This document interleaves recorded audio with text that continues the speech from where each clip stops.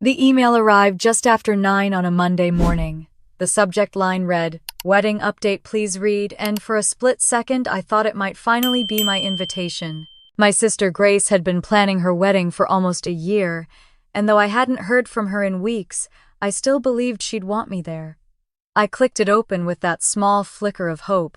It died on the first line. "Rachel, we've decided it's better if you don't come to Grace's wedding. It'll keep things simple." There was no greeting, no apology, just that single sentence, cold and deliberate. Below it, I could see the replies: my mother Linda confirming the seating plan, my sister adding photos of flower arrangements, her fiancé Ethan replying with payment approvals. My name wasn't mentioned once. Outside my window, Portland's rain tapped softly against the glass, and I sat frozen at my kitchen table, coffee cooling beside my hand. Simple. That was the word they used. Simple meant pretending I didn't exist. I stared at the screen until the text blurred. Then I scrolled, desperate to find some trace that maybe this was a misunderstanding. But it wasn't. There was a final line from my mother, polite, in that clipped way she used when she wanted to sound reasonable. "Rachel, you've always been so practical. I know you'll understand." That tone, it wasn't concern. It was dismissal wrapped in courtesy. I closed my laptop slowly, the sound of rain filling the silence. My hands trembled slightly, not from shock, but from recognition. This wasn't new. It was just the first time they'd said it out loud. I reached for my phone and opened the family chat, or what used to be the family chat. It wasn't there. The group called Wedding Week had vanished, replaced by one titled Bridal Core Team. I wasn't in it. I refreshed the list twice before realizing what had happened. They hadn't forgotten me. They had deleted me. My reflection in the dark screen looked unfamiliar, a woman holding her phone like evidence. My sister's smiling face appeared on social media that same hour. Her caption read, "Final week before, forever." A photo of her in a lace gown, my mother beaming beside her. I zoomed in and saw the venue behind them, the Willow Estate, a sprawling white mansion in the Oregon countryside. I recognized it instantly because the contract was in my name. 3 months earlier, Grace had called me in tears. She said the venue required an immediate deposit to hold their date. "I swear I'll pay you back," she'd promised. "You're the only one who understands this kind of stuff." She always said that when she wanted something, and I, like a fool, had paid it. $100,000, the full deposit for venue catering and the first installment for the photographer. I'd done it because she was my sister, because our mother had made me believe that being the responsible one meant picking up the slack. Now that same family had erased me from their guest list. The ache in my chest tightened sharp and deep. I opened the folder on my laptop labeled Wedding Contracts and scrolled through the PDFs: venue confirmation, catering details, payment receipts. Each one bore my name, my address, my signature. My heart pounded as I reread the total at the bottom: $100,000. A number that used to represent generosity now looked like humiliation printed in ink. My phone buzzed with a new message, and for a foolish second I hoped it was an apology. It wasn't. It was from my mother again. "Let's not make this awkward, dear. Grace has a lot on her plate. Just sit this one out and focus on your work." I stared at the screen until it dimmed. Focus on my work. That was her way of saying stay invisible. I poured my coffee down the sink, watching the dark swirl vanish in silence.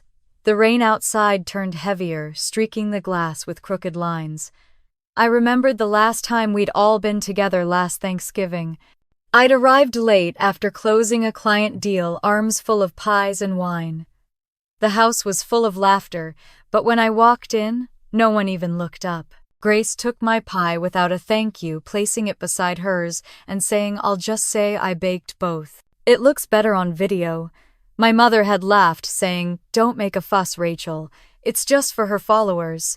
I had smiled, then told myself it didn't matter. But it did. Every small cut adds up until one day you realize you've been bleeding for years. I walked to the window and watched the traffic blur through the rain. Portland in December was always gray, but that morning the world outside looked hollow. My apartment, usually quiet in a comforting way, felt cavernous. Somewhere downtown, Christmas lights blinked through the mist, but inside my world had gone still. I picked up my phone again, opened the banking app, and stared at the transactions. Venue deposit, catering advance, band retainer, every one of them tied to my card. The realization crept slow, and certain they hadn't just excluded me from the celebration, they had built the entire event on my name, my credit, my stability. I was the foundation they stood on while pretending I didn't exist. A flash of memory hit me: my father's funeral years ago. I was 23, the one who handled the paperwork, paid the bills, arranged the mortgage transfer. My mother had been too lost in grief, my sister too young. I'd taken over quietly, and somehow that role had never ended. "Rachel will handle it," my mother would say, like it was a family mantra. I'd handled the car payments, the medical insurance, even the tax penalties, when the house nearly went into foreclosure. And every time I asked for help, she'd say, "You're so independent, dear. You'll manage." Independence, I learned, was their polite word for isolation. The clock on my kitchen wall ticked loudly, each second slicing through the silence. I sat down again, opened my email, and reread that message. The line, "It'll keep things simple," repeated in my head, softer each time, until it almost sounded like a challenge. My mother's voice echoed from years of conditioning: "Be the mature one, don't cause trouble, understand." I had understood every single time they took, without asking, every time they turned me into their safety net. But this time was different. This time I had something they needed more than they ever needed me. The laptop screen glowed faintly as I reopened the contract folder. At the bottom of the venue agreement, a single line caught my eye. "Primary account holder retains the right to modify or terminate services prior to event date." My breath caught. My fingers brushed the mousepad, hovering over the clause like it might disappear if I blinked. The rain outside had softened, the city quieted. In that stillness, I heard my mother's voicemail again, her voice smooth and careful. "You've always been so practical, Rachel. I know you'll understand." I whispered back into the empty room, my voice low but steady. "You're right, Mom. I do understand." I closed the contract file, sat back, and let the thought form slowly, deliberately. I wouldn't yell. I wouldn't beg. I wouldn't even reply. I would just do what I'd always done, handle things. Only this time I'd handle them for myself. The morning after that email, I woke before sunrise. My apartment was silent except for the hum of the refrigerator and the steady drip of rain against the window. I poured myself a cup of coffee, but the taste was bitter. I hadn't slept more than an hour, replaying my mother's message again and again until the words lost meaning. I sat at the kitchen table, the glow of my laptop washing the room in pale light. The spreadsheet I hadn't opened in years blinked on the screen, a relic from another life. It held every number I'd ever spent keeping that family afloat. Mortgage, utilities, property tax, insurance. It was all still there, row after row, like quiet proof of everything they'd taken for granted. If you want to understand how I got here, you need to know how it started. 8 years earlier, my father died suddenly. A heart attack while he was trimming the rose bushes in the backyard. I was 24, living in Seattle, just 3 months into my first job as a financial analyst. I remember the call from my mother that morning. Her voice had been a blur of panic, the kind that shakes even the air around you. I drove home that night, crossing 200 miles of highway that felt like a tunnel I might never leave. When I arrived, Grace was on the couch crying into a blanket, and my mother sat at the kitchen table surrounded by unopened bills. The house smelled like lilies and cold coffee. The silence was unbearable. That week, I became the adult my mother couldn't be. I called the insurance company. I arranged the funeral. I met with the mortgage lender. My mother just nodded through everything, murmuring, "You've always been so good with this stuff, Rachel." I didn't realize then that it wasn't praise. It was permission. At first it was temporary, or so I told myself. I set up autopay for the mortgage, just for now, paid the property tax, the car insurance, the medical debt my father left behind. I even transferred part of my savings so my mother wouldn't have to sell the house. Grace was still in college, posting photos from dorm parties promising she'd help once her career took off. Back then I believed her. I believed all of them. 6 months passed, then a year. I got a promotion and the family started referring to me as the reliable one. That title sounded flattering at first, then it became a leash. Whenever I hesitated about covering another expense, my mother would sigh and say, "If your father were alive, he'd want you to help." It was guilt dressed as love, and I wore it willingly.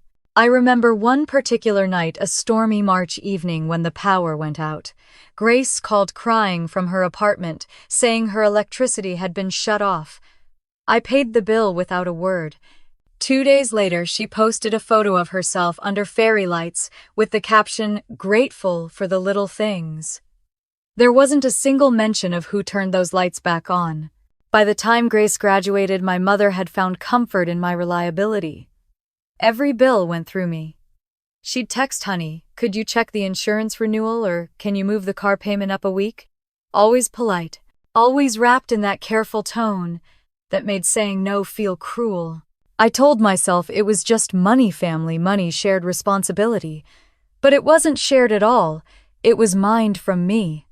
When Grace started her influencer career, things only got worse. She moved to Los Angeles, posted photos from luxury hotels, brunches, designer stores, all while I still paid half my mother's bills back home. I'd scroll through her feed on my lunch breaks, staring at the smiles, the champagne glasses, the endless praise from strangers. And every time my mother called to gush about how proud she was of Grace, I'd smile and say I was proud too. I'd hang up and stare at the quiet walls of my apartment, wondering what pride felt like when no one ever looked your way. 2 years before the wedding, my mother called me about refinancing the house. She said it would help lower her payments. "Just a quick cosign," she promised. "You'll barely notice." I remember sitting at her kitchen table, pen in hand, signing where she pointed while she talked about Grace's new brand deal. Later, when I finally read the documents, I realized my name wasn't listed as co-owner, only as co-borrower. She had transferred the title solely to herself. I confronted her, shaking with disbelief. She smiled gently and said, "Rachel, don't get caught up in paperwork. We're family. We don't keep score." That phrase stayed with me like a splinter. We don't keep score. Of course she didn't. Keeping score would mean acknowledging the imbalance, the theft disguised as love. The following year, I found out she'd taken a small renovation loan using my credit score. The letter arrived at my apartment, addressed to me, "Congratulations on your approved home improvement loan." I called her immediately, voice trembling. "Mom, what is this?" She sounded calm, even cheerful. "Oh, that. Don't worry, sweetheart. It's just for the kitchen. You'll understand one day." She hung up before I could respond. I sat there with the phone pressed to my ear long after the line went silent, realizing that understanding to her meant surrender. I learned to stop asking questions. It was easier to be the dependable one than the difficult one, so I sent the payments, filed the receipts, stayed quiet. Meanwhile, Grace flourished. She got engaged to Ethan, a young lawyer with a charming smile, and a family who owned half of downtown Eugene. My mother adored him instantly. At their engagement party, she raised her glass and said, "Grace has always brought light into our lives." I stood at the edge of the room holding my champagne, wondering if anyone would notice if I left. No one did. Now, years later, I sat in my Portland apartment scrolling through my old transaction records. The screen filled with dates and amounts, electric bills, mortgage transfers, property taxes, every number proof of the years I spent being their safety net. My chest tightened as I whispered, "They built their comfort on my name." I opened Grace's wedding spreadsheet, a document she'd shared months ago when she still needed me. It listed every vendor: the Willow Estate, Luxcator, Silverline Band, Golden Frame Photography. Every contract linked to my email. Every payment drafted from my account. I clicked through them one by one, the totals adding up like an accusation. They had erased me from the guest list, but they couldn't erase my signature. I leaned back in my chair and let the realization settle. I wasn't just the forgotten sister. I was the foundation, the one holding everything together. And if I stopped holding it, everything would fall. A notification popped up on my phone, a voicemail from Grace. Her voice was syrupy sweet. "Hey Rach, I just wanted to say the rehearsal dinner was magical. I hope you're not upset about the email. It's just, the wedding has a certain aesthetic and I didn't want to make things complicated. Love you." I listened to it twice, the words dripping with condescension. Aesthetic. That's what she called it, erasing me for the sake of appearances. I saved the voicemail, dragged it into a new folder on my laptop, and named it Wedding Proof. Then I opened the folder containing every invoice, every receipt, every piece of documentation I had on their big day. My cursor hovered over the files, the faint reflection of my face glinting off the screen. I could hear my mother's voice again, echoing from some far corner of memory. "You're the practical one, Rachel. You always make the right choice." This time I smiled, slow, calm, deliberate. She was right. I always did. Grace called me on a Sunday morning, her voice bright and trembling with excitement. "He proposed, Rach. Can you believe it? I was still half asleep, sunlight just starting to creep through the blinds. For a second I felt that old warmth, the kind you get when your little sister still needs you." I smiled into the phone. "Congratulations," I said, meaning it. She started crying and laughing all at once, talking about how Ethan had taken her to the vineyards in Dundee, how the ring sparkled like it knew its job. I listened, picturing the little girl who used to sneak into my room to borrow my lipstick before middle school dances. I didn't know it yet, but that call was the beginning of the trap. Over the next week, my phone filled with messages from her, ideas, pictures, color palettes, even links to dresses. "I want something timeless," she said, "not overdone." When she asked if I could help her plan, I agreed without thinking. It felt good to be part of something joyful after so many years of tension. I didn't see the strings being tied around me one by one. I just thought I was helping my sister.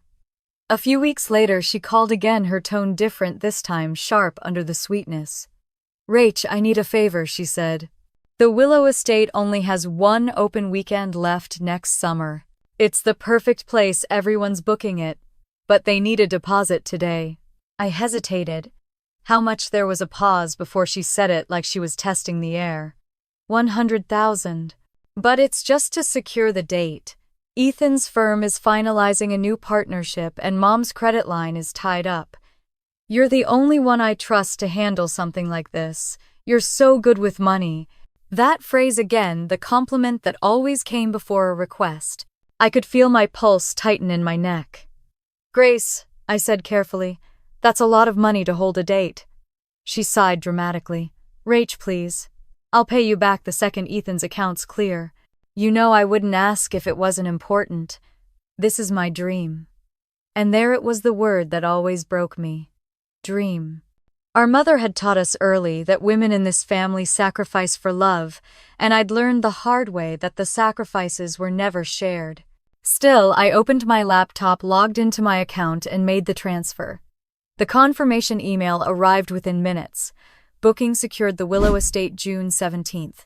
The contract bore my name, my signature, my address. I stared at it for a long time before forwarding it to Grace. Her reply came seconds later. "You're the best sister in the world. I owe you big." I didn't realize how big that word would become. For a while, it felt good to be included. Grace added me to a group chat called the Dream Day Crew. It was me, Grace, Mom, Ethan, and a wedding planner named Serena, who spelled her name with an extra Y at the end, Serena. Grace loved her immediately.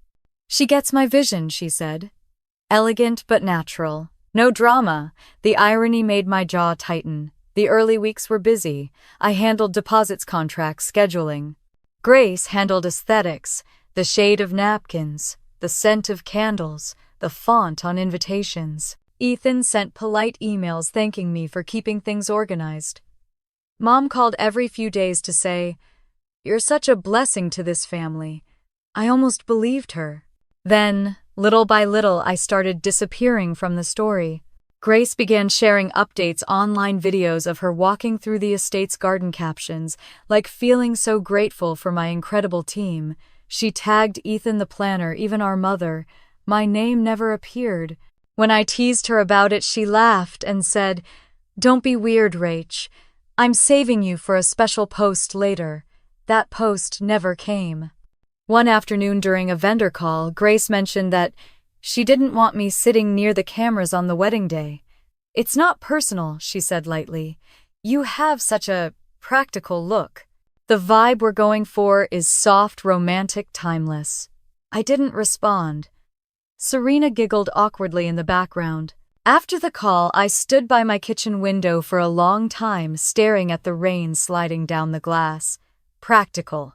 That was their favorite word for me. It meant useful, not beautiful. Reliable, not radiant. Weeks turned into months. Every vendor meeting felt like a performance. I'd show up with spreadsheets and contracts. Grace would arrive late in white linen, announcing, "Sorry, we had a shoot this morning." Then she'd critique everything, the catering portions, the lighting, even the bouquet color, while I quietly signed the checks. The first real red flag came at the catering tasting. Grace insisted on booking Lux Cater, one of the most expensive in Oregon. When the chef mentioned the final cost, I almost choked on my glass of water. Grace waved a hand. "Rach will handle it. She's our numbers girl." I turned to her, stunned. "Grace, that's not how this works." "You said Ethan's firm." She cut me off with a smile that could freeze air. "Oh, relax. It's temporary. You'll get reimbursed before the wedding." I nodded because that was what I'd always done. But as I signed the invoice, I noticed something small. The billing contact line had my email, not hers. By the time we met the photographer, the pattern was clear. Grace would charm, Ethan would nod, and I'd sign. When the coordinator mentioned the deposit needed a single authorized name, Grace said sweetly, "Use Rachel. She's basically family finance at this point." Everyone laughed. That night I opened my inbox and saw a mountain of confirmation emails, all under my name. I started saving them in a separate folder, not because I planned anything yet, but because some instinct told me I might need them someday. I named the folder simply Wedding. At dinner a few weeks later, Mom toasted to Grace. "You've worked so hard, darling. I'm so proud of the woman you've become." Grace smiled, pretending to be humble. Ethan squeezed her hand. I sat at the end of the table, unseen, my wine untouched. Mom turned to me briefly and said, "You should take notes, Rachel. Maybe you'll find your person soon, too." The room went quiet for a beat. I smiled back tightly and said, "Maybe I already have stability." No one laughed. After that night, I began noticing the way their voices softened when they spoke to Grace and sharpened when they spoke to me. I was no longer part of the celebration. I was the hired help who didn't get paid. A week later, the group chat name changed from the Dream Day Crew to Core Family Team. I wasn't in it. My stomach dropped as I scrolled through my phone, realizing I'd been quietly removed. I opened my email and saw vendors now corresponding directly with Grace and Ethan. My name was copied only when payments were due. When I called Grace to ask why, she sounded irritated. "Rach, don't make this weird. You've got a demanding job and I need people who are fully focused on the aesthetic. It's nothing personal." I almost laughed. Nothing personal, that was what people said when they were about to cut you off completely. That night I poured myself a glass of wine and opened the wedding folder on my laptop. Dozens of files blinked back at me. Invoices, receipts, contracts, all signed by me. The weight of it settled in my chest like stone. They had built this entire fairy tale on my name, my savings, my credit, and now they wanted me gone so they could enjoy it cleanly, without the inconvenience of remembering who made it possible. I began copying every file into a new folder, renaming it Wedding Proof. The act was slow, methodical, almost calming. Each drag of the mouse felt like reclaiming a piece of myself. Outside, the rain beat harder against the window. When I finished, I sat back and exhaled. Somewhere in the distance, I could hear traffic, the city moving forward, as if nothing had changed. But something inside me had. My phone buzzed with a new email, a thank you note from the Willow Estate, addressed to Mrs. Grace Holloway. Under billing details, it listed my name. I stared at it for a long moment, then closed the message. I whispered into the quiet, "They're celebrating love on my dime." Then softer, "Let's see how that looks when the bill stops paying itself." The thought didn't scare me, it steadied me. For the first time in years, I didn't feel invisible. I felt powerful, quietly, dangerously powerful. The call came on a Thursday evening, just as the last bit of daylight was slipping behind the Portland skyline. I was finishing a work report when my phone buzzed across the table. "Mom," the screen read. For half a second I thought maybe it was an apology, maybe Grace had come to her senses. I answered, trying to sound neutral. Her voice was measured, almost formal. "Rachel, honey, we've all talked it through." That phrase, "we've all," made my stomach tighten. "We just think it'll be simpler if you don't come to the wedding." I blinked, unsure if I'd heard her right. "I'm sorry, what?" "It's nothing personal," she said softly, as though softness could dull the cruelty. "Grace feels the day should be about peace, about joy. You know how you two can clash." There was a faint echo on the line, laughter, maybe Grace's voice in the background. My mother must have forgotten to mute. I caught the words, "It's for the best." I didn't argue. I didn't beg. I just said, "Understood," and hung up. The silence after was thick, the kind that fills every corner of a room.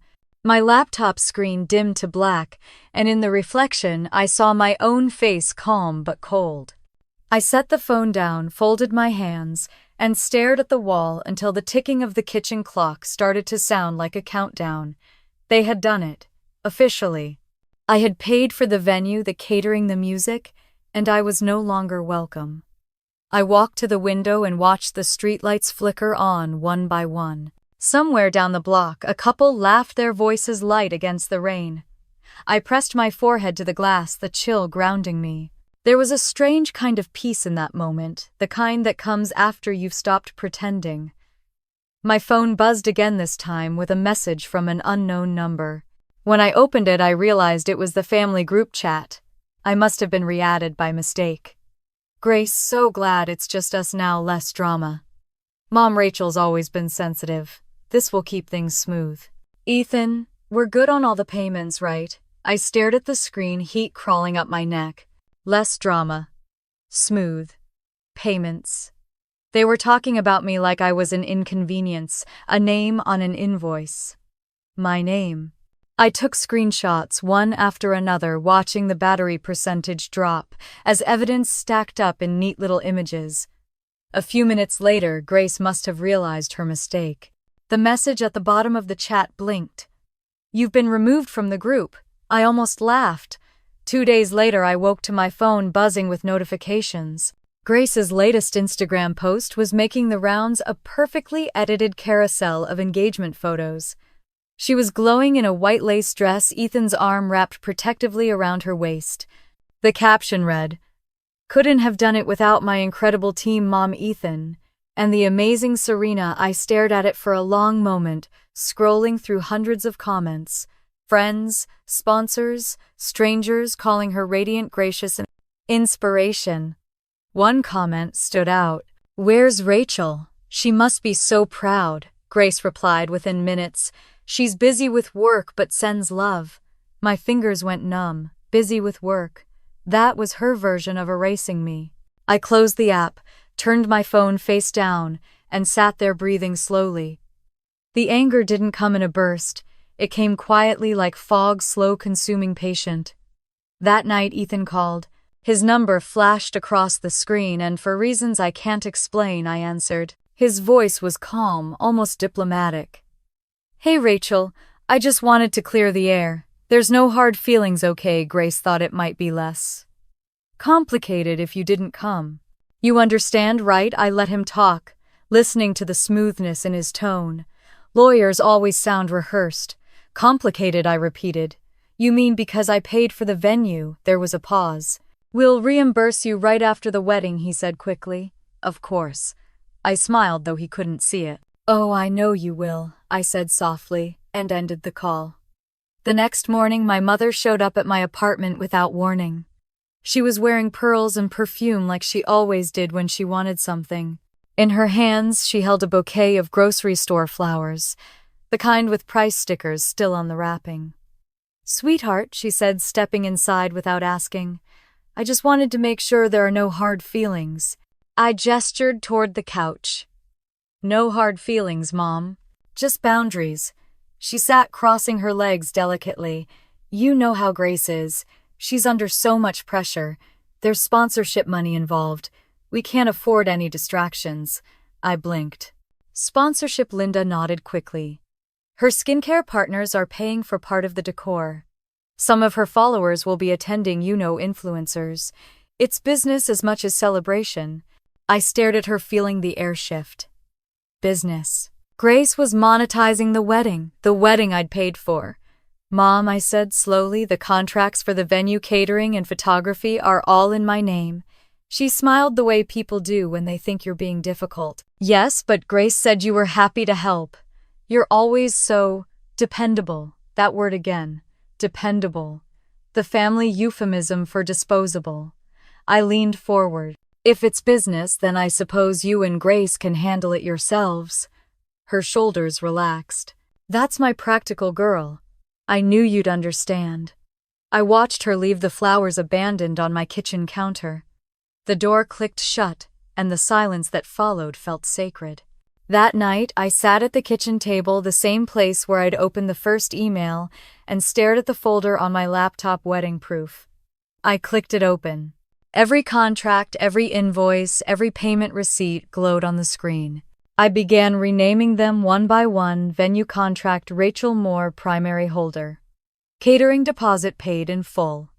Band agreement authorized by R. Moore. Each click echoed like a slow heartbeat. I wasn't crying. I wasn't even shaking. What I felt was something sharper, precision. When I was done, I sat back, the glow of the monitor washing over me. For the first time, I saw everything clearly. They hadn't just excluded me from the wedding. They'd built it on me. My money, my credit, my reliability, all buried beneath their lies. A week later, a courier envelope arrived at my door. Inside was a printed wedding invitation wrapped in gold ribbon. Grace and Ethan. June 17th, the Willow Estate. The cardstock was thick, expensive, the kind I'd unknowingly paid for. I studied it under the lamp, running my fingers over the embossed lettering. It was perfect, polished hollow. I picked up a black pen, crossed out my name, and wrote across the envelope in clean, deliberate letters, "Return to sender." When I dropped it into the mailbox that evening, I didn't feel sad. I felt free. Later that night, my phone buzzed again. A text from Grace. "Hey, just saw you sent the invitation back. I hope we can be adults about this." I stared at the message for a long time before opening my laptop. The contract from the Willow Estate appeared on the screen. I scrolled to the clause I remembered. Primary account holder reserves full authority to cancel services at any time prior to the event. My lips curved into the faintest smile. "Yes, Grace," I whispered to the empty room. "Let's be adults." The weekend after I returned, the invitation was eerily quiet. Portland rain fell steady, soft enough to sound like static on the windows. I left my phone on the counter screen face down, its constant buzz of messages muted. I didn't need to hear their excuses. Silence was easier. It gave shape to my thoughts. I made coffee and sat at the table, the same one where I'd once balanced family budgets and emergency payments. The laptop weighted lid half open, its glow flickering like a heartbeat. I clicked into the folder labeled wedding proof. For a while, I just stared at it, my name on every file, every payment, every signature. I whispered under my breath, "They built their perfect day on my dime, and they think I'll just let them." I started with the emails. My inbox was a graveyard of polite confirmations. "Thank you, Miss Moore. We've processed your payment, Miss Moore. Your deposit has been received." Every thread was another small reminder that this entire wedding existed because I said yes. I scrolled through one chain from the planner Serena and froze when I read a line that didn't belong to me. Don't worry, Grace. Serena had written. Rachel approved the additional decor upgrades this morning. I hadn't approved anything. I opened the attachment. There it was, an invoice marked paid in full, authorized by R. More. My chest tightened. Grace had been logging into my email using my name like it was a passcode. I sat back staring at the glowing screen. For years I'd ignored the quiet trespasses, borrowed money, borrowed credit, borrowed trust. But this was theft wrapped in gratitude. By mid-morning, my coffee was cold and my pulse was steady. I started downloading everything, every invoice, every email chain, every screenshot. The printer hummed to life, spitting out proof one page at a time. I lined them across the table, neat, chronological, undeniable. Each page carried my name like a confession they never expected me to read. Around noon, my phone vibrated. A message from Tammy, my cousin. I heard what happened, she wrote. You should hear this. Seconds later, an audio file arrived. I hesitated before pressing play. Static crackled first, then the clink of glasses and laughter. Grace's voice floated through the noise, sweet, rehearsed. Rachel's good for something, she said. At least her credit score can finally do some good. Laughter followed. My mother's voice next, calm and certain. She'll understand. She always does. Some people were born to help others shine. I stopped the recording halfway. The sound of their laughter still echoed even after I pulled the earbuds out.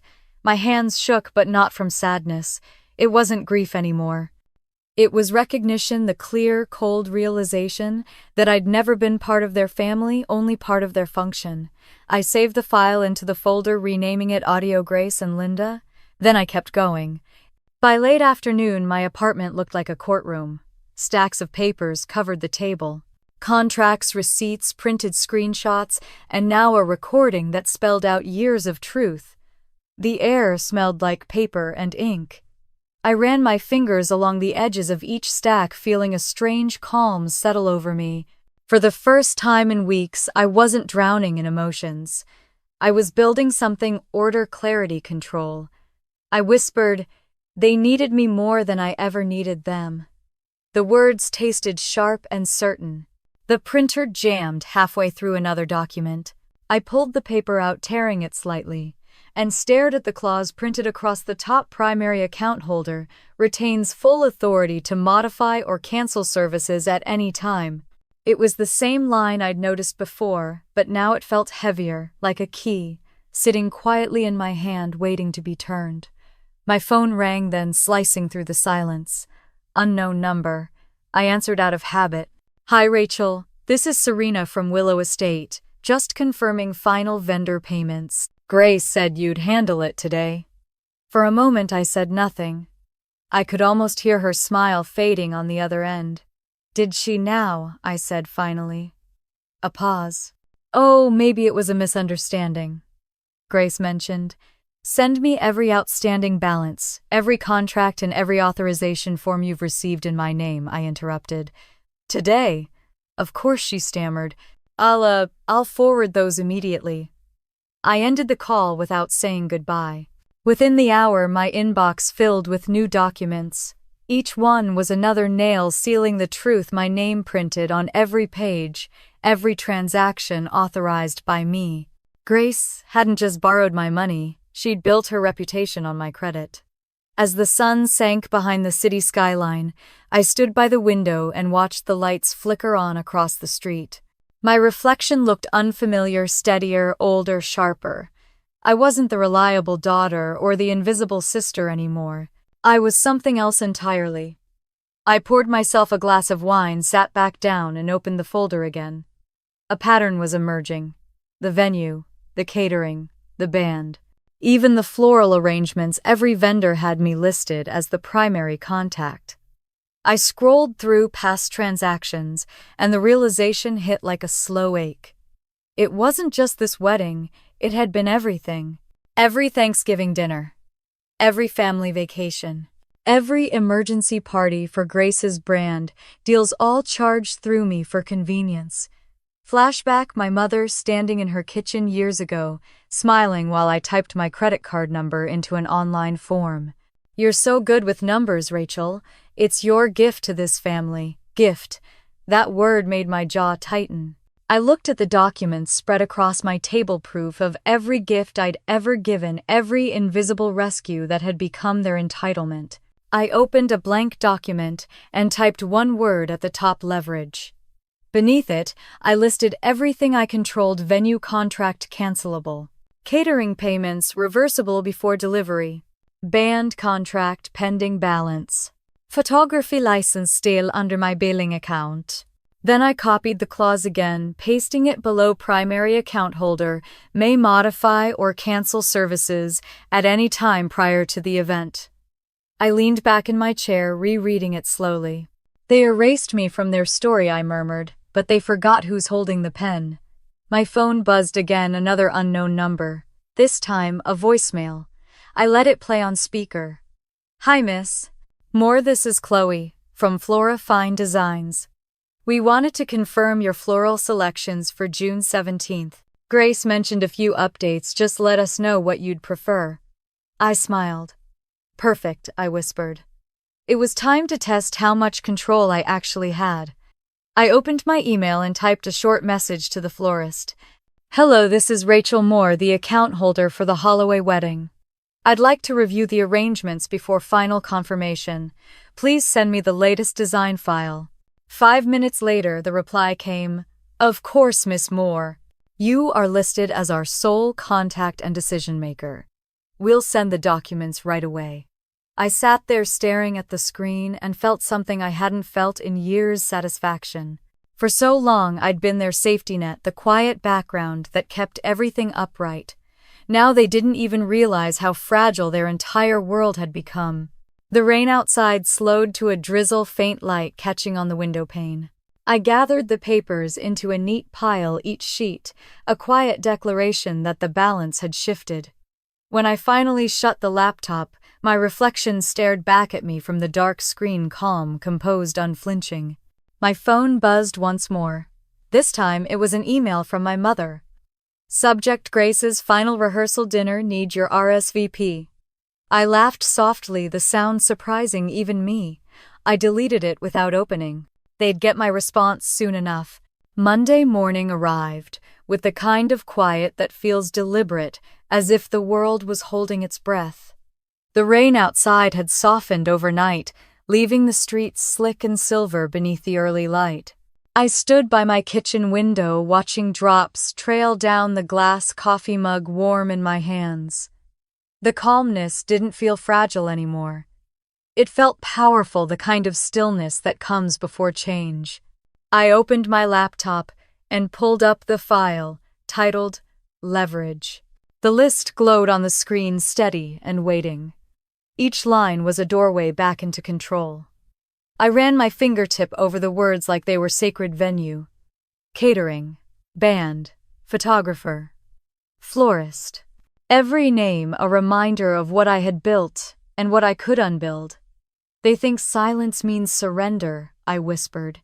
"They've forgotten what silence can do." The first step was the venue, the Willow Estate, the pride of their perfect wedding. I logged into the account, heartbeat slow, and even my cursor hovering over my name: primary account holder. The phrase looked different now, less like a formality, more like a throne. The dashboard opened with a soft chime. Payment history. Service details. Cancellation policy. I scrolled until I saw it: freeze account. My finger paused over the option. A flash of memory crossed my mind: Grace twirling in that garden months ago, telling the planner, "It feels like a dream." She had no idea whose dream she was standing in. I clicked. The screen flickered, then displayed a small message: "Your request has been received. Services are temporarily suspended, pending verification." That was it. No drama, no noise, just a quiet confirmation that something irreversible had begun. Next was catering. Luxcator, the company Grace had insisted on, even though the cost could have covered a semester of tuition. I found their email thread scrolling past dozens of messages between Grace and the manager, all signed off with my payment information. I typed a new message: per my rights as account holder, please mark this booking as pending review until further notice. Do not process additional charges without my confirmation. Send. The reply came faster than I expected. Of course, Miss Moore. We'll hold the order until we receive confirmation from you directly. Perfect. I moved through the others: the band, the florist, the photographer. Each click, each message, another thread cut cleanly from the web they'd spun around me. My inbox lit up with responses: request received, account on hold, pending authorization. The rhythm of it was almost hypnotic, each confirmation like a heartbeat, steady, final, controlled. When it was done, I closed my laptop and stepped outside for air. The city moved around me in its usual rush: people hurrying to work, buses hissing to stops, a mother pulling her child through the crosswalk. None of them knew that a wedding 3 hours away had just lost its foundation. I walked to the cafe on the corner, ordered another coffee, and sat by the window. The rain had thinned to a mist. I could see my reflection in the glass, calm, expressionless. A stranger I was starting to recognize. I thought about every time I'd bailed them out, every time I'd chosen peace over confrontation. I'd spent years fixing what they broke. Now I was giving them the gift of understanding what it felt like when nothing worked. When I got home, an email from the venue waited in my inbox. Dear Miss Moore, per your request, the Willow Estate account has been placed on hold pending your confirmation. All services are temporarily frozen until further notice. Please reach out when you wish to resume or cancel permanently.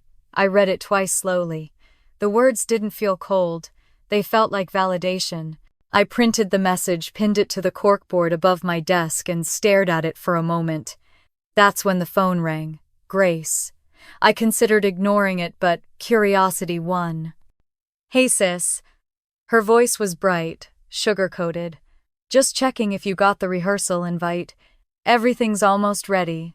Almost, I asked, careful not to let my tone betray anything. Well, yeah, just some small stuff left, she said quickly. We're waiting for the final venue confirmation. Can you believe it's this close? I said quietly. Closer than you think. She laughed, thinking I was joking. You're so dramatic, Rach. Anyway, I really hope you're not mad about all that wedding drama. It just got complicated. Don't worry, I said. I'm handling it. When I hung up, I set the phone down and smiled to myself, not out of joy but relief. They still had no idea. That night, I poured a glass of wine and opened my laptop again.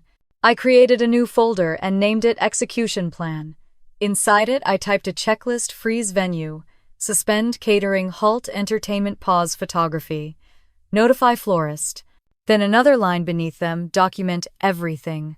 Each task had been done with precision, no chaos, no rage, no traceable emotion, just method. I sent myself a backup copy's subject line: contingency, do not delete. It wasn't revenge in the way movies make it look: no explosions, no screaming confrontations. It was cleaner than that. Quieter. On my way to refill my glass, my gaze caught the old photo album on the bookshelf. It had been years since I'd opened it. I flipped through its pages: Grace's graduation, birthdays, holidays. In every picture, she was in the center, radiant. I was always behind her, a shoulder, a smile half out of frame. I tore out one photo of her in her cap and gown, folded it in half, then in half again until her face disappeared. I dropped it into the trash. This isn't about revenge, I murmured. It's about ending the version of me they could use. When midnight came, I turned back to my computer. One last thing to do? I opened my online banking. Rows of automatic transfers glowed on the screen: mortgage, utilities, internet, gas, all for the house in Eugene. All in my name. The weight of years pressed against my chest. I clicked stop autopay. A confirmation window appeared. Are you sure you want to cancel recurring payments? Yes, the screen blinked. The word confirmed appeared in green. Then another. And another. By the time I was done, the account list was empty, a clean slate. The silence in the apartment felt heavier, denser. But it wasn't loneliness. It was presence mine. I leaned back and whispered to the air, "Let's see how they handle life without the reliable one." I shut the laptop and walked to the window. The rain had started again, soft against the glass. My reflection looked calm, content, untouchable. My phone buzzed on the counter, a message from my mother. "Can you send the confirmation for the catering? They're saying there's a problem with the card." I didn't even bother to read it twice. Instead, I turned off the lamp, letting the apartment sink into darkness, and whispered into the quiet. "This isn't a problem. It's the beginning." The rain kept falling, gentle and steady, washing the city clean. Somewhere far from me, a wedding was already beginning to unravel. The morning before the wedding arrived, gray and heavy, the kind of sky that never decides whether it wants to rain or stay still. I woke before the alarm, the room already filled with that strange light between dawn and day. The quiet felt absolute. I brewed my coffee, the smell grounding me, and opened my laptop. My inbox was a cathedral of confirmation messages, each one short, polite, and final. "Your request has been processed. Pending account verification. Service paused until confirmation." Each line was a pulse marking the rhythm of something inevitable. I sipped slowly, scrolling through them, feeling not guilt or doubt, but an almost serene certainty. They wanted a perfect day. They would have one, just not in the way they imagined. My phone began to buzz on the counter, one vibration after another, a steady hum of panic I didn't need to read to understand. Still, I looked. "Mom, the florist says they can't reach you. Please confirm the delivery." "Grace, hey, can you sign that catering form again? They said something about your authorization code." "Mom, again, this is urgent, Rachel. Please don't do this to your sister." I set the phone face down. They still thought I was part of their team, still believed the machine would keep running because it always had. I poured another cup of coffee, the sound of the liquid against porcelain, almost soothing, and whispered, "Not today." By mid-morning, the messages were piling faster. Missed calls, voicemails. A group text thread lighting up with little bubbles of desperation. I took screenshots of every single one and saved them neatly into my evidence folder. If they ever tried to rewrite this story, I'd have the proof that they came begging. Near noon, Grace called. Her voice came through bright, rehearsed, too sweet to be real. "Hey sis, you know I didn't mean to hurt you, right? It's just, things got tense. You know how Mom gets?" I said nothing. She went on, her tone dipping into practiced vulnerability. "I really need your help now. The caterer's freaking out, something about a payment hold. Mom keeps saying it's your responsibility since it's in your name." I let her talk until she trailed off into silence, waiting for my rescue. When I finally spoke, my voice was calm, even gentle. "You're right, Grace. It is under my name." Relief burst in her tone. "Oh, good. So you'll—" "That's why it's going exactly how I want it to," I said quietly. She laughed, nervous and uncertain. "You're funny, Rach. I was really, but I'd already hung up." For a long moment, I just stood there, staring at my phone, the silence expanding, until it filled the whole apartment. I didn't feel cruel. I felt clear. Around 2, there was a soft knock at my door. When I opened it, Tammy stood in the hallway, hair damp from the drizzle, eyes wide, with something between fear and awe. "You're calm," she said. I stepped aside and motioned her in. "Tea." She nodded, sitting at the kitchen table while I filled the kettle. "They're losing it," she said quietly. "Grace is screaming at the planner. Your mom's on the phone with the venue demanding to speak to a manager. No one knows what's happening." I poured her tea and set the cup down in front of her. "Then I suppose they're getting what they planned for." She blinked. "Rachel, I'm simply stepping out of the role they wrote for me." She stared at me for a long time, studying my face, the calm that had taken years to earn. Finally, she nodded once. "Good for you," she said softly. After she left, I opened my laptop again. The social media chatter was already starting tagged posts from the Willow estate. Rehearsal dinner prep number, Holloway wedding number, dream day. Another clip showed the staff setting up lights while the caption read, "Sound system glitch lol, but we'll fix it." I scrolled through them all, each picture, a lie balanced on the edge of collapse. There was something poetic about it, my absence echoing louder than my presence ever had. They had spent years erasing me from their stories. Now I had become the blank space that ruined the picture. As evening crept in, my inbox pinged again. The subject line made me pause. From the Willow Estate Management, subject confirmation suspension, effective June 1, 6 p.m. I opened it. "Miss Moore, we've confirmed your cancellation notice. Services will officially be suspended at 6 p.m. tomorrow unless reinstated by you. Please contact us if you wish to reverse the hold." I printed it and pinned it beside the others on my corkboard. The paper made a crisp sound as the pin pierced it, final, deliberate. "By this time tomorrow," I whispered, "they'll understand what it cost to erase someone." Just as I sat back down, my phone buzzed again, voicemail from my mother. Her voice wavered between irritation and desperation. "Rachel, honey, I know you're upset, but can we please move past this? It's Grace's big day. Don't punish everyone for one misunderstanding. You're better than that." I pressed replay, listened again. It was the same tone she used when she wanted something, the mix of guilt and superiority, sugar and poison. I saved the voicemail and moved it to a new folder, titled "Too Late." The sky outside had gone purple by the time I finished my tea. I moved through the apartment, slowly checking everything: folders, emails, screenshots. Clean, organized, untouchable. I deleted every shared access from their accounts, changed passwords, cleared cookies.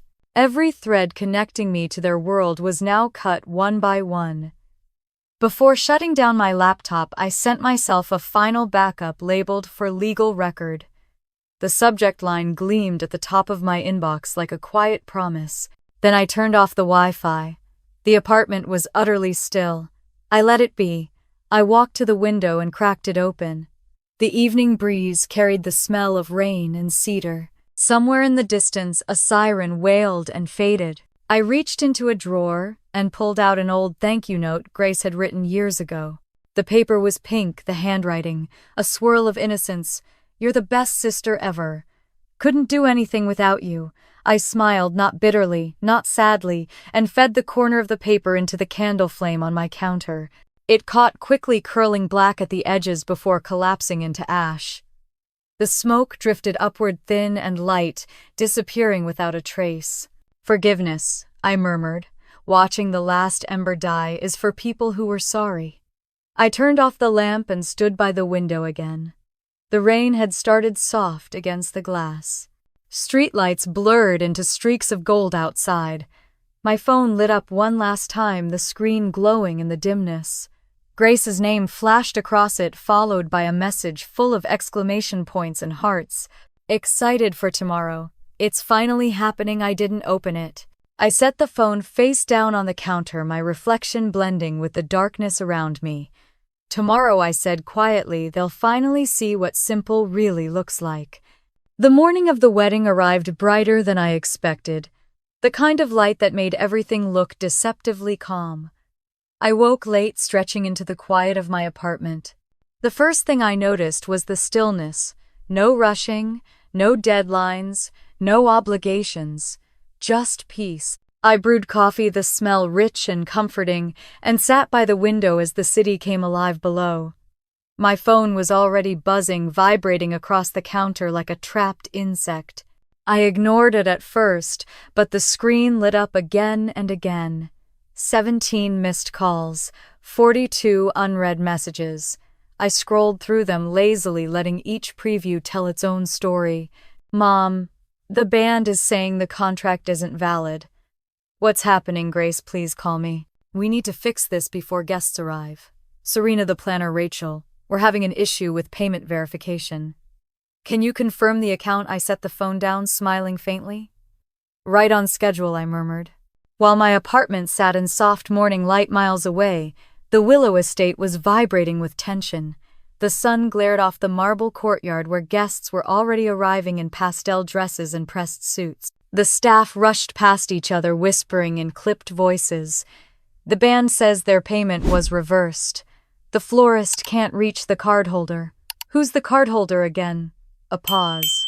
Rachel Moore. Grace, in her satin robe, stood before a mirror, perfecting her smile, while the chaos simmered just beyond her reflection.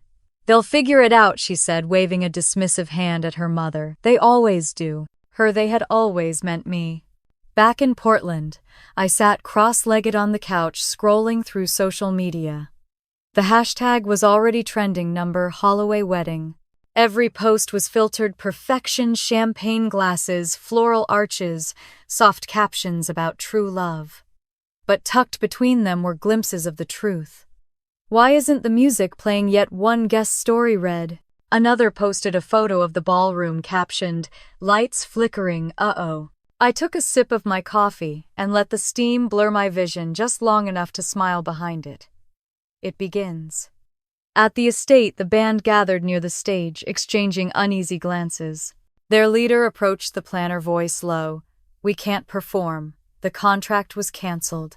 No payment, no music." "What do you mean cancelled, Serena?" hissed, panic creeping into her tone. "This is a wedding." The man shrugged apologetically. "We can't play without a valid agreement." "I'm sorry." Grace overheard her composure cracking. "Excuse me, you're not going anywhere." But they were. The photographer followed soon after, rolling up cords and packing lenses. "We just got notified that our retainer was refunded," she told the planner. "We can't stay." Flashbulbs dimmed. The stage went silent. Guests began whispering. Meanwhile, my phone was lighting up again. Mom, Grace, Ethan. Their names flashing in sequence like a code of panic. "Mom, Rachel, please, you have to answer." "Grace. The band just left." "What did you do, Ethan?" "Whatever this is, fix it. People are watching." I put the phone down face first and turned back to the kitchen. I had decided last night that I would bake something simple, ordinary, almost symbolic. I mixed flour and sugar, cracked eggs into the bowl. Vanilla filled the air. While the world I'd built for them fell apart, mine smelled like home. By noon, the catering trucks were idling outside the estate. The manager, a tall woman in a black blazer, stood near the door with crossed arms. "We can't serve without payment," she said. "The charge declined this morning." "Declined," Linda's voice broke. "That's impossible." The woman's tone was final. "Until the cardholder confirms we're packing up." Trays of food were wheeled back into the trucks. The scent of garlic and champagne faded from the air. Grace stood frozen in the middle of the ballroom, veil half-fastened, lipstick trembling. And then, as if on cue, the lights flickered. At first, it was just a dim pulse, the chandeliers fluttering, the hum of the air conditioning sputtering out. Then the music system died completely. Someone shouted, "Is there a generator?" Another voice answered, "The account's inactive." The entire room went dark. Guests gasped, fanning themselves in the rising heat. A few nervous laughs scattered through the silence. Someone tried to joke, "Guess that's one way to save on electricity." But the laughter didn't stick. Back in Portland, I stood by my window, watching sunlight crawl across my floor. My phone was still buzzing. I picked it up, flipped it over, and started counting. 17, 18, 19. By the time I reached 48 missed calls, I stopped. The phone fell still in my hand. The silence that followed was deep and satisfying. "Balance restored," I whispered. At the estate, chaos had erupted. Grace's voice carried above the murmurs. "I want everyone out. Out." She turned to her mother. "This is your fault," Linda snapped back. "Don't you dare put this on me, Rachel. She did this. I told you she'd find a way to ruin it." Guests began drifting toward the exits, murmuring apologies and half-hearted promises to call later. Some filmed discreetly, phones angled to catch the drama. Others hurried out before they could be pulled into the family's unraveling. Grace grabbed her phone, hands shaking, and pressed the call button. She hit speaker, voice trembling but loud enough for the whole room. Rachel, I know you can hear me. You've gone too far. This is cruel. The call went straight to voicemail. Someone recorded her shouting. The clip spread before the day was even over. By evening, it would surface online under the headline, "Bride Loses It at Luxury Wedding." Ethan stood beside her, his tie askew, his calm cracking. Grace, stop yelling. We can fix it. She turned on him, eyes wild. Fix it? With what money, Ethan? With what credit? He said nothing. Back in my kitchen, I pulled the cookies from the oven golden and soft, the edges crisp. I placed them on a rack to cool and poured myself a glass of wine. Outside, the city glowed calm, ordinary, alive. My phone buzzed again. A new message from Tammy. They're losing it. Grace is crying. Mom looks destroyed. Everyone's blaming each other. I typed back one word. Good. Then after a pause, I added, thank you. I set the phone down and leaned back in my chair, closing my eyes for a moment. The faint hum of traffic outside sounded almost like a lullaby. For years they had called me cold. And maybe they were right. Cold doesn't crumble. Cold holds its shape. Cold knows when to stop giving. As the day bled into evening, I thought of them sitting in that darkened ballroom, the half-eaten cake, the guests who never stayed, the silence replacing their laughter. All of it funded, built, and undone by me. A notification chimed, an email this time. Subject: urgent press inquiry regarding the Willow Estate incident. I opened it slowly, scanning the message. A journalist asking for comment, requesting confirmation that I had been the account holder. I smiled. They wanted a perfect story. Now finally, everyone would hear the real one. I closed my laptop and looked out at the fading sky, the last streaks of light dissolving into blue. Somewhere far away, a party had ended. But here, in the quiet of my apartment, everything was exactly as it should be. The morning after the wedding disaster, sunlight broke through my blinds like nothing had happened. The city outside was alive and clean, the air washed by overnight rain. My apartment felt different, lighter somehow, like it had exhaled. I made coffee and carried the mug to the table where my phone waited. The screen was a battlefield of notifications. Hashtags were trending. Number Holloway wedding disaster. Number power out at the vows. Number bride breakdown. I scrolled through the headlines slowly. Luxury wedding collapses, mid-ceremony after power cut. Vendors walk out on Holloway family amid financial dispute. Bride screams at estranged sister during wedding. Clips and screenshots flooded social media. Grace's voice shrill and shaking, calling my name on speakerphone before the line went dead. My mother's face pale and frozen as guests hurried out behind her. A woman's laughter echoing over the chaos, someone whispering, "Is this real?" I took a sip of coffee and set the mug down. My hands didn't tremble. The world was finally seeing what I had lived with for years, the performance collapsing, the actors unmasked. By mid-morning, the gossip had spilled everywhere. Neighborhood moms were posting sympathy threads. Former friends of Grace's were unfollowing quietly.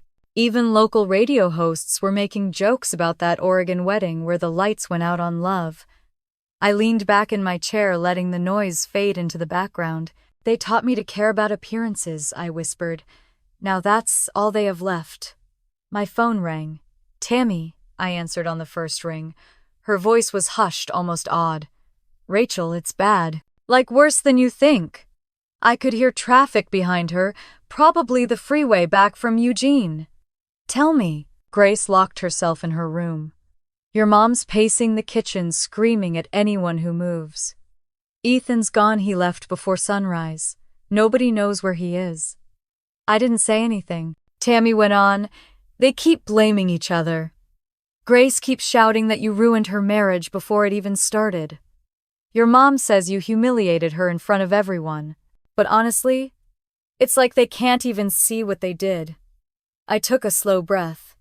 Marriage built on lies never starts right. There was silence on the other end. Then Tammy said softly, You don't sound happy about it. I'm not, I said. I'm just done. Later that afternoon, an email arrived from the Oregon Chronicle. Subject: inquiry. Regarding Holloway family event.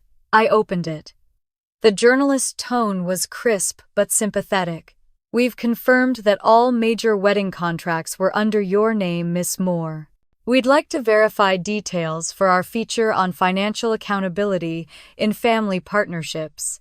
Attached was a draft of the story. I skimmed through my name, printed in black and white: Rachel Moore, the older sister, who financed the entire event but was deliberately excluded. The article was factual, measured, no bitterness, no embellishment. Just truth. By the end, I felt something unfamiliar. Not pride, not relief. Peace. While I read, my phone buzzed non-stop with messages from family group chats, cousins whispering digital condolences. Aunt Marcy, I can't believe what they did to you. Everyone knows the truth now. Cousin Dan, you're the talk of the town finally for the right reasons. I didn't reply. Silence, I'd learned, was stronger than any response. Then my mother called. I let it ring twice before answering. Her voice was sharp at first, like the edge of a broken glass. Do you realize what you've done? You've humiliated us. The news everyone's calling? You destroyed our reputation. I waited until she stopped, then said quietly, I didn't call the press, Mom. The truth found its own way out. You think this is justice, she snapped. You think ruining your sister's life makes you right. I leaned back in my chair. I didn't ruin anything. I just stopped fixing what you broke. There was a silence so long I could hear her breathing, uneven and angry. Then she said, You're ungrateful. I almost laughed. Ungrateful for what? Years of being useful. You've always been dramatic, she said bitterly. This vendetta, it'll eat you alive. No, I said softly. It'll feed me just enough to stop starving. The line went dead. That night, Tammy arrived at my apartment, a small overnight bag in hand. She looked exhausted, dark circles under her eyes, her hair pulled back in a loose braid. I opened the door before she could knock twice. I needed to get away, she said, stepping inside. They won't stop arguing. It's like watching a slow-motion implosion. I poured her tea and handed her a cup. So they're still at it. She nodded. Your mom's resigned from the charity board. Grace hasn't come out of the house. Ethan packed his stuff and left. Grandma won't talk to anyone. It's quiet, but not the good kind. Silence, I said, sitting across from her is where truth breathes. Tammy looked at me for a long time, eyes soft. You know, she said finally, you were never crazy, Rachel. You were just surrounded by people who needed you to doubt yourself. I didn't realize I was smiling until I felt the stretch of my cheeks. Thank you. We sat there for a while, neither of us saying much. The air between us was simple, clean. A few days later, another email arrived. This one from Rachel Carter, the journalist who'd written the article about the wedding fallout. Subject: follow-up feature request, the price of silence. She wanted to interview me for a long-form story about financial abuse in families, about how loyalty can turn into debt, about women who are told it's just money until the cost is their entire identity. I read the message twice. My hand hovered over the keyboard. For years, my silence had been the cement that held the family image together. Now it could become the tool that broke it open. I didn't respond. Not yet. I closed the email and stood by the window. Evening light spilled across my apartment, golden and soft. The corkboard above my desk was still cluttered with evidence, contracts, screenshots, and articles pinned neatly in rows. I walked over, pulled each one down slowly, and stacked them into a single folder, labeled Closed. The click of the drawer, as I locked it, sounded final. At the window, the city lights shimmered below, like a new constellation, forming unpredictable, alive mine. They can rebuild their lives if they want, I whispered. I'm done living inside them. My phone buzzed again, a new message, this time from an unknown number. Miss Moore, this is the Department of Financial Compliance. We'd like to discuss discrepancies involving your family's joint accounts. I stared at the text, the faint reflection of my own smile flickering in the glass. So I said to the empty room, the real audit begins. Outside, the last light of sunset bled into the horizon, and for the first time in years, I wasn't afraid of what came next. I was ready for it. The knock came early, just as I was watering the small pots of basil and rosemary on my balcony. The air smelled clean after a night of rain. I wasn't expecting anyone. When I opened the door, two people stood there, a man and a woman, both in dark suits, polite but purposeful. Miss Moore, the woman asked, flashing a badge. Department of Financial Compliance. We'd like to ask you a few questions about several accounts connected to your name. For a moment, I just looked at them, coffee still steaming on the counter behind me. I didn't feel fear, just recognition. This was the moment everything I'd carried alone was finally stepping into the light. I nodded and held the door open. Come in. They followed me to the kitchen. The woman introduced herself as Miss Patel, the man Agent Harris. They were professional, composed, but their eyes carried the weight of something complicated. I poured them coffee without asking if they wanted any. It felt symbolic after years of serving everyone else. This time the service was mine to offer. Miss Patel laid out a folder on the table, the edges neat, the paper crisp. We've been reviewing financial filings connected to your family's accounts, she said. Several documents list you as the guarantor or account holder. We need to verify that information. I leaned forward. My name appeared again and again in tidy black ink on mortgage papers, tax statements, charitable donations, even brand sponsorship contracts linked to Grace. My signature, copied and twisted, danced across every page like an echo of the person I used to be. I never authorized these, I said quietly. Agent Harris took notes while Patel spoke. We suspected as much. There's a pattern here. Your name used for collateral across multiple accounts tied to your mother's foundation and your sister's brand partnerships. She flipped another page. When you froze the wedding accounts, those systems triggered audits. It uncovered irregular transfers, money moved through your name to cover personal debts. I sat back in my chair, letting the words sink in. So my silence didn't just cost me peace. It funded their lies. Patel looked up from the papers, eyes steady. You're not under investigation, Miss Moore. But your cooperation will be critical. I'll cooperate, I said, my voice calm, certain. For years, I was the one they trusted to clean their messes.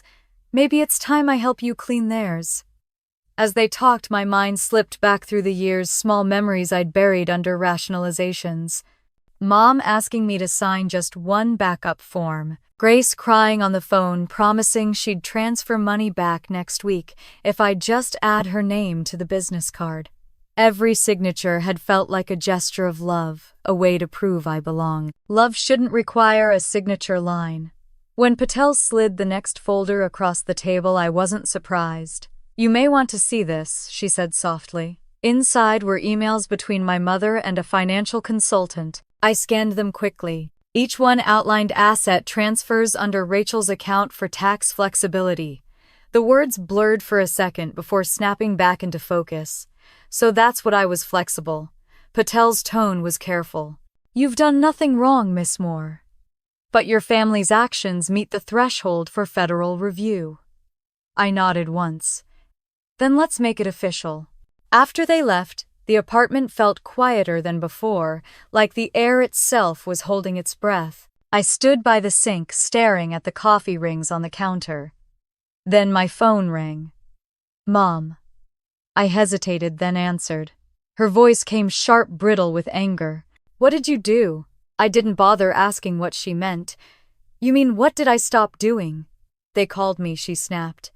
Those investigators. You think humiliating us further will make you happy. You've already ruined Grace's life. I let her words wash over me like static. I didn't ruin anything. I just stopped hiding the truth. You've always been dramatic, she hissed. All this righteousness, it's going to eat you alive. No, I said softly. It's going to feed me. The silence that followed was deep and trembling. Then her voice cracked, smaller this time. They're asking about the charity, about Grace's contracts. Rachel, please, I hung up before she could finish. 2 days later, Miss Patel returned another folder in hand. "We've frozen 3 of their accounts pending verification," she said. "You're not liable. Your signatures were forged or coerced. We'll handle the rest." She watched me sign a statement, her eyes lingering on my calmness. "You seem remarkably composed," she said. "I've lived inside their chaos my whole life," I answered. "This feels like sunlight." That night my phone rang again. Grace this time. Her voice was unrecognizable, stripped of its usual confidence. "They're investigating Mom's charity. Ethan's gone. Everything's falling apart." I waited. She started crying. "You always fix things. Can't you help just this once?" I breathed slowly. "I did help, Grace. I stopped letting you use me. I'll pay you back," she whispered. "Please." "Grace," I said quietly, "you can't buy back self-respect." I hung up again. By Friday, the story had broken publicly. The local news ran a segment, "Financial Investigation Opens into Holloway Family Foundation." Photos of Mom leaving a building with sunglasses on flashed across the screen. Grace's brand partnerships paused pending review. Reporters began knocking at my building. I didn't answer. Tammy called, voice hushed. "They're calling you the woman who exposed them," without saying a word. I smiled faintly. "Silence can be a confession or a weapon," I said. "It depends who's holding it." That evening, I poured myself a glass of wine and sat by the window. The city lights blinked below, patient and indifferent. On the table beside me sat the folder I'd labeled closed. I pulled it open one last time. Contracts, receipts, invoices, the years of quiet servitude catalogued neatly in black and white. I traced my name on one of the documents, the ink faint from age. "I thought belonging meant carrying the weight," I whispered. But all it did was make me invisible. I struck a match, lit a candle, and fed one paper to the flame. It curled and blackened edges glowing gold before collapsing into ash. I fed it another, then another, until the folder was empty. The smoke curled upward, gray and soft, and for the first time in my life, I didn't feel the urge to fix what I'd destroyed. I was washing the last bit of soot from the candle dish when my phone buzzed again. A voicemail from Miss Patel. "Miss Moore," her voice said, calm and professional. "One final note regarding the audit. During the process, we discovered an unclaimed account under your name, a savings fund your father established before he passed. It appears substantial. We'd like to arrange the transfer directly to you." I froze, my hands still in the sink water running cold over my wrists. For a long moment, I just listened to the hum of the refrigerator, the faint tick of the clock on the wall. My father, the man they'd all erased from memory because he'd never played their games. He had seen what they were. He had seen me. I turned off the tap, drying my hands slowly. A quiet smile found its way to my lips, small but certain. "He saw me," I whispered to the empty kitchen. Even when they didn't. Outside, the city glowed against the night. For once, the light felt like it was shining for me. The email came just after dawn, its subject line plain and clinical: appointment confirmation and discovered correspondence. I almost deleted it, assuming it was another update from the Department of Compliance. But then I saw the sender, Patel Mira, Financial Compliance Division. I opened it. The message was brief, no more than 3 lines. "Your appointment at Heritage Bank is confirmed for 1100 a.m. Attached correspondence retrieved during the Moore estate audit. Please review before your visit." There was an attachment. A scanned envelope labeled in neat, slanted handwriting for Rachel. My father's name was written in the corner, Thomas Moore.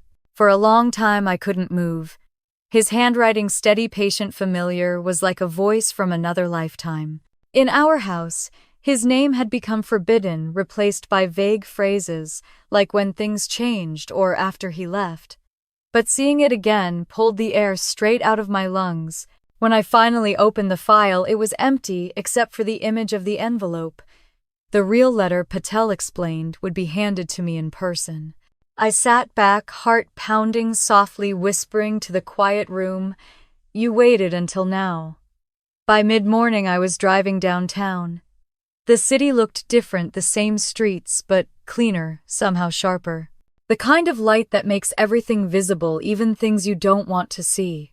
On the radio, a news host was discussing the Holloway investigation, words like financial misconduct and frozen assets filling the air. I turned it off halfway through. Their story was ending. Mine was beginning. The Heritage Bank stood on the corner of Burnside and 14th, a tall building with glass windows that caught the sunlight. Inside, the marble floors glowed cold and immaculate. Miss Moore, the receptionist, said with a kind smile, "Mr. Green will see you now." The man who greeted me was older, gray-haired, with soft eyes and a steady voice. He gestured toward the chair across from his desk. "Your father set up this account almost 20 years ago," he said, adjusting his glasses. "He left very clear instructions. The funds were to remain untouched until our department received official clearance to release them. That happened this week." He slid a folder toward me.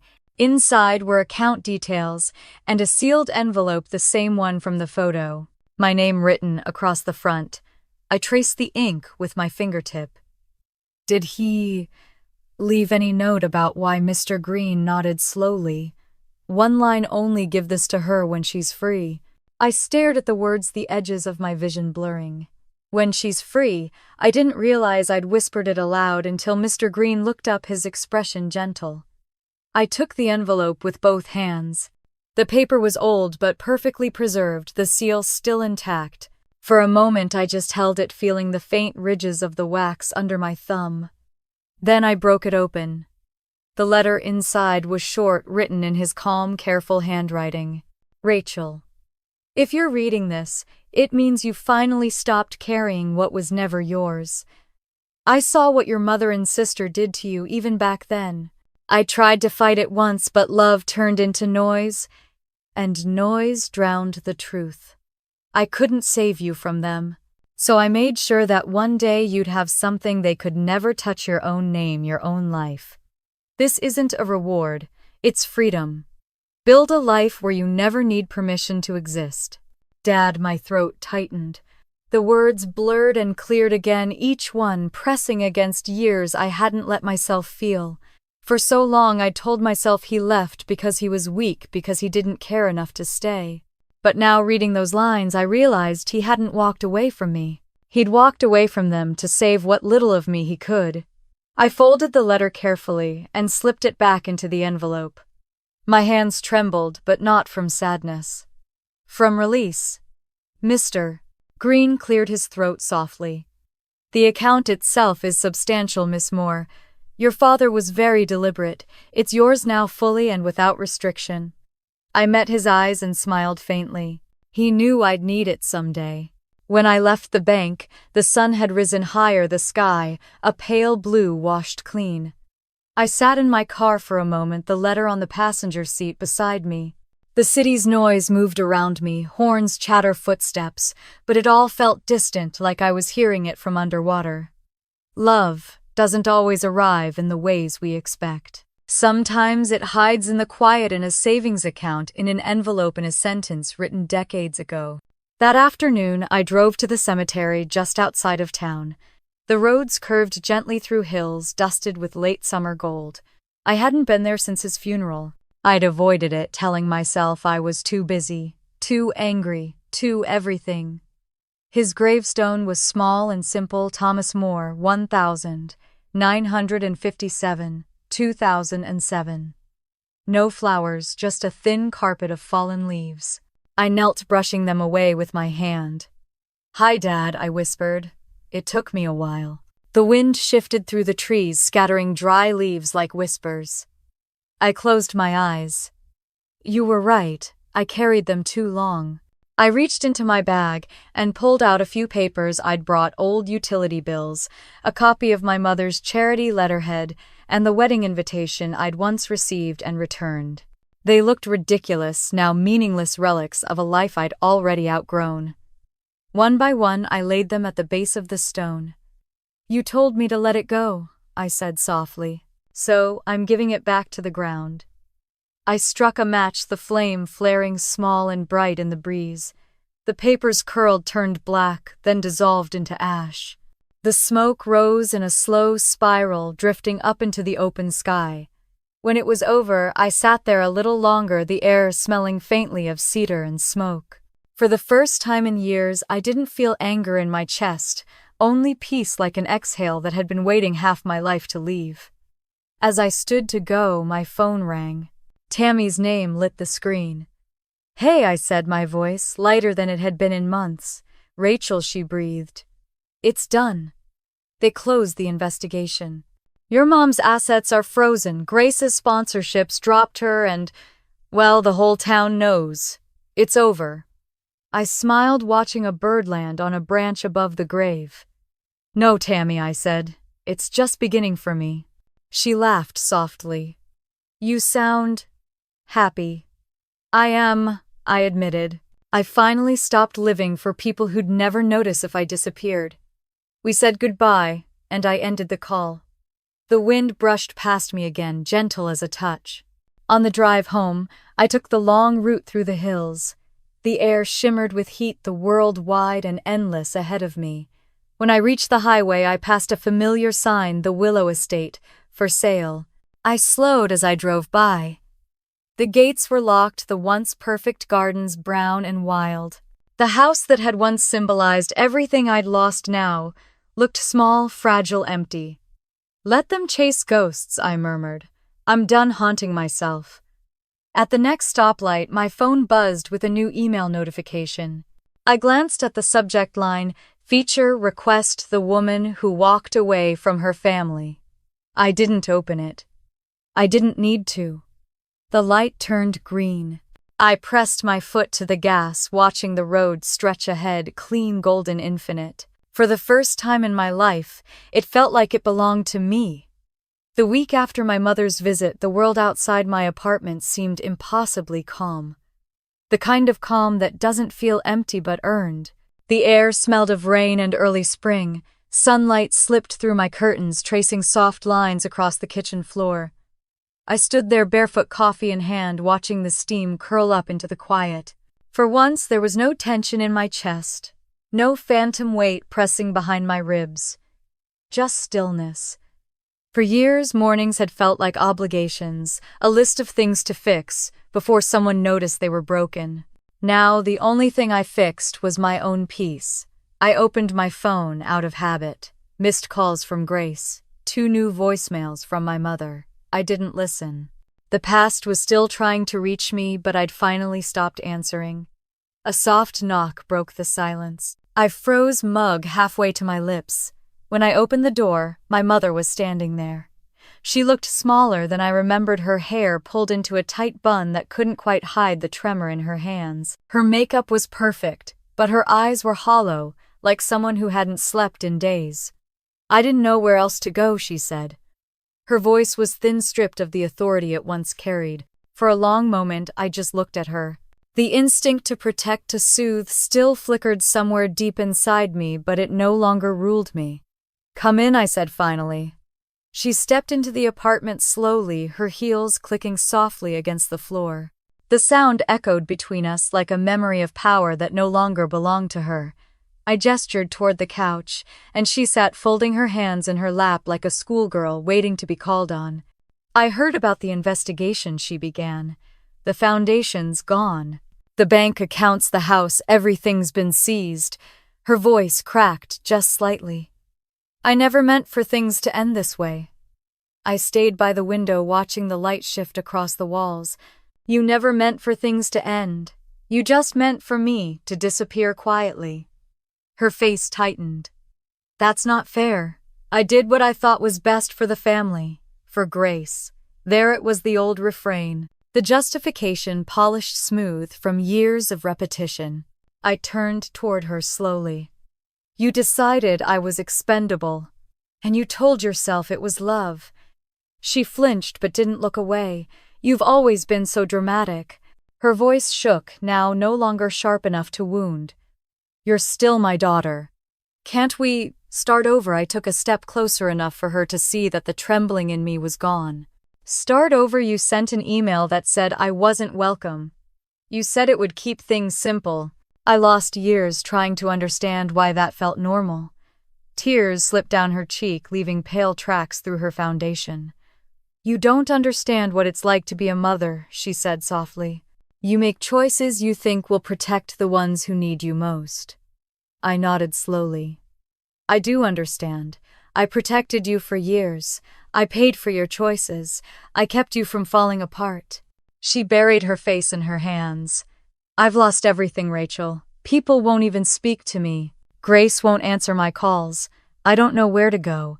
I stared at her for a long time, this woman who had once seemed unshakable.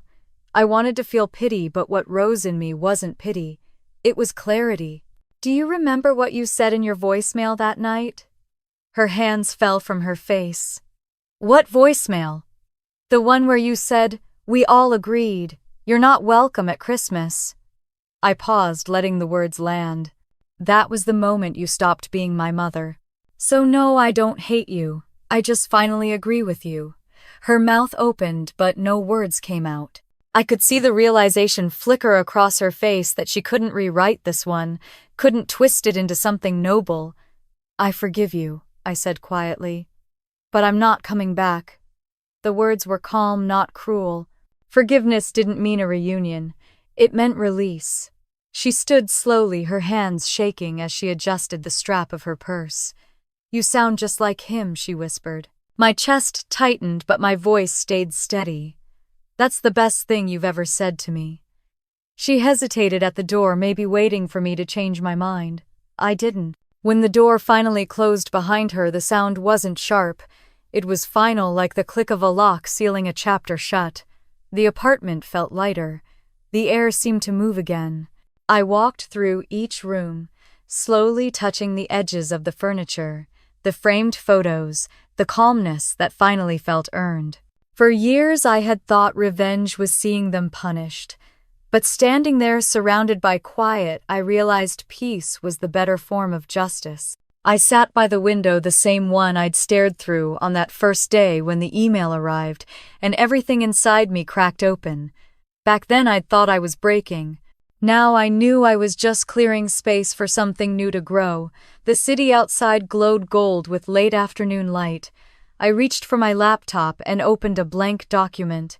Across the top, I typed "More Consulting LLC." Underneath, I began to write a mission statement.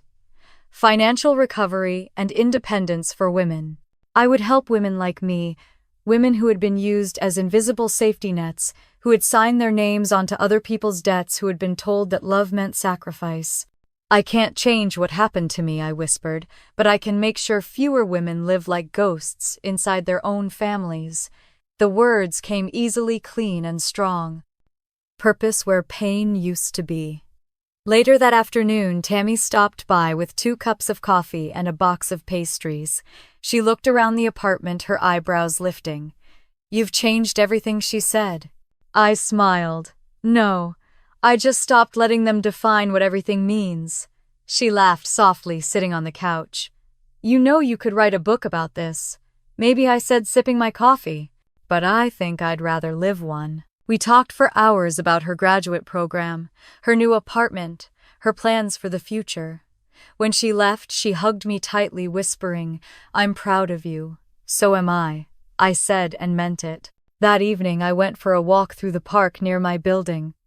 The air smelled of rain and lilac. Families were decorating trees with lights, kids chasing each other along the paths. I watched them not with envy, but with something softer. Understanding. "Maybe some people are born into love," I said quietly. "And some of us have to build it from ruins. Either way, it's still love when it finally belongs to you." When I got home, the sun had already set. I sat at my desk, opened my camera, and hit record. My reflection stared back at me, older, steadier, alive. "If you've ever been erased by the people who were supposed to see you," I began, my voice low but steady, "hear this. You're still here. You're not crazy for wanting fairness. You're brave for demanding it." I leaned closer, speaking as if to one person sitting across from me. "You don't have to destroy them to save yourself. Sometimes the greatest revenge is walking away and meaning it." I smiled faintly, the kind that comes from truth finally spoken aloud. Have you ever had to choose peace over family? I asked softly. Tell me your story. I'm listening. The camera light blinked red. The room around me glowed warm with lamplight. Outside, the city pulsed steady and alive, not loud, not broken, just waiting for whatever came next. And for the first time, I knew I was ready.